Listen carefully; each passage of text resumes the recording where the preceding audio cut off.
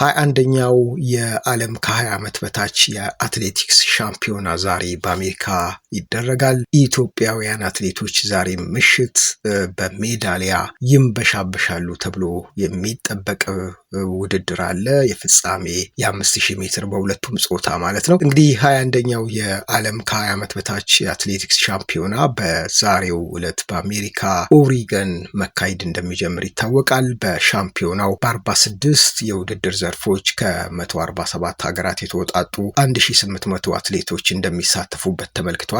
ከዚህ ከ147 ሀገራት መካከል በአትሌቲክሱ ዘርፍ አረንጓዴ ጎርፍ የሚል ስያሜ የተሰጣትና በርካታ ወጣት አትሌቶችን ያሳተፈችው ኢትዮጵያም ትገኝበታለች። በዚህ ውድድር በሜዳሊያ ውስጥ በከፍተኛ ደረጃ ስማቸው ከተጠቀሱት ሀገራት መካከል ኢትዮጵያ ትገኛለች። ኢትዮጵያ በሻምፒዮናው በ5000 ሜትር፣ በ3000 ሜትር፣ በ1500 ሜትር እና በ800 ሜትር በሁለቱም ጾታዎች እንደምትሳተፍ ታውቋል። በተጨማሪም በ3000 ሜትር መሰናክል እና በ400 ሜትር በሴቶች እንዲሁም በእርምጃ ውድድር ደግሞ በሁለቱም ጾታ የምትሳተፍ ይሆናል። ዛሬ በመክፈቻው ዕለት ኢትዮጵያውያን አትሌቶች የፍጻሜና የማጣሪያ ውድድራቸውን ያደርጋሉ። ምሽት 4:43 ላይ በ800 ሜትር ወንዶች ማጣሪያ ነጋሄ እያሱና የሮሳን ግርማ እንደሚሳተፉ ታውቋል።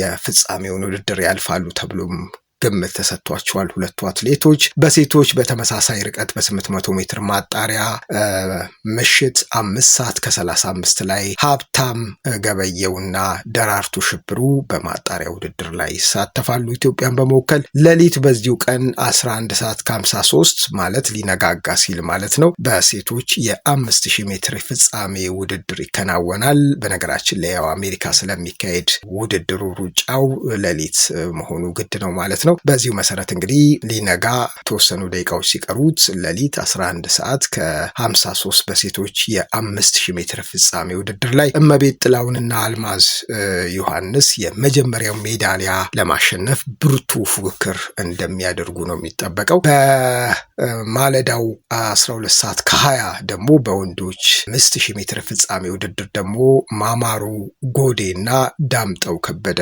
የሚሳተፉ ይሆናል ማለት ነው። እንግዲህ የሌሊቶቹን የፍጻሜ ውድድሮች 11:53 እና 12:20 ላይ ሊነጋጋ ሲል ማለት ነው እንግዲህ መከታተል ትችላላችሁ። የ5000 ሜትር ፍጻሜ ውድድሮች ናቸው። ኢትዮጵያውያን አትሌቶች የመጀመሪያው ሜዳሊያ ለኢትዮጵያ ያመጣሉ ተብሎ ነው የሚጠበቀው ማለት ነው። ሻምፒዮናው በአሜሪካ ኦሪገን ግዛት ዩጂካን ከተማ ሄዋርድ ፊልድ ከሐምሌ 29 ከዛሬ ጀምሮ እስከ ነሐሴ 3 2018 ዓ.ም የሚካሄድ ይሆናል። ለኢትዮጵያውያን አትሌቶች መልካም ድል እንመኛለን።